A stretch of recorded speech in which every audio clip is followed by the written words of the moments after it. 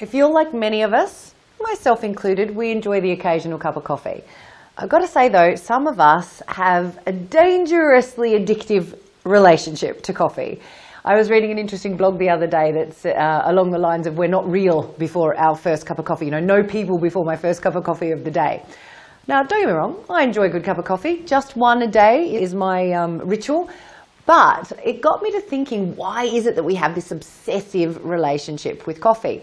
So I wanted to have a look at something which we talk about here at One of Many called the distinction between our needs and our desires. And it will help you to understand not just your coffee habit, but other bad habits you might have in your life. So on the one hand, we have these things which we refer to as needs. If you look at the word, the etymology of the word needs, it comes from the ancient English, you know, the Mercian or West Saxon, meaning hardship or pain and distress. So I like to think about those things, needs are those things that if we don't have, we are experiencing pain or hardship or some kind of distress, right? For many of us, we can get to the point where we feel like coffee is one of those needs. But on the other hand, we have something which I like to refer to as desires. And our desires are those things which if we don't have, we're just fine, we're okay. But if we add them to our life, it brings another dimension here. If all of our needs are met and we add desires, it adds the dimension of enjoyment. Now, if we don't have that, this is where the problems arise.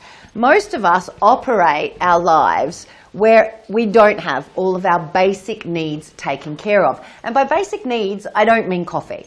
By basic needs, I mean, are you getting enough sleep? Are you drinking enough water? Are you actually hydrated? Are you getting decent nutrition? You know, however that looks for you. Maybe you're someone who needs a therapeutic massage once a month so you don't get low back pain. It's those basic needs that get you to just to okay, right? Most women especially, but I do see it with men, women especially operate at a level of not okay.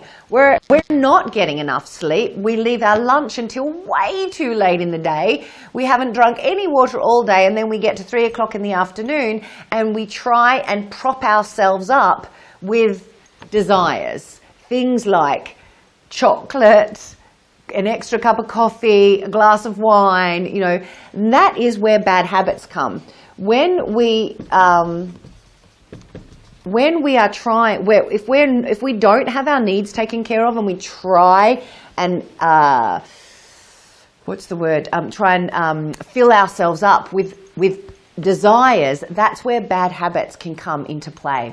And this is what the blog that I was reading got me thinking about, that actually coffee, if we've taken care of everything else, we've had a good night's sleep, we're well hydrated, you know, we've had our needs for belonging, connection met, all of those basics that we need, if all of that's taken care of, then we can enjoy 1 cup of coffee a day, maybe 2, and it's real enjoyment, the ritual, the moment, the loveliness of it.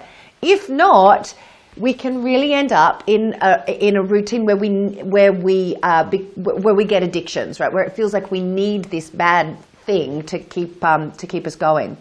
So my advice and my thoughts, and I'm interested in the comments section here what you think on this, is what if we were to pay attention to not trying to cut out our bad habits, not trying to cut down on our coffee or our wine or our chocolate or whatever we're doing, but instead turned our attention to this circle over here of what you need. What are those basic needs you have, which if you took care of them would get you to just okay.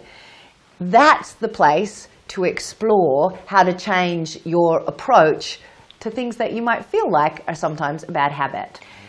If this has hit a nerve with you, then please like the video. We here at One of Many would love to get this information in the hands of as many women as we possibly can.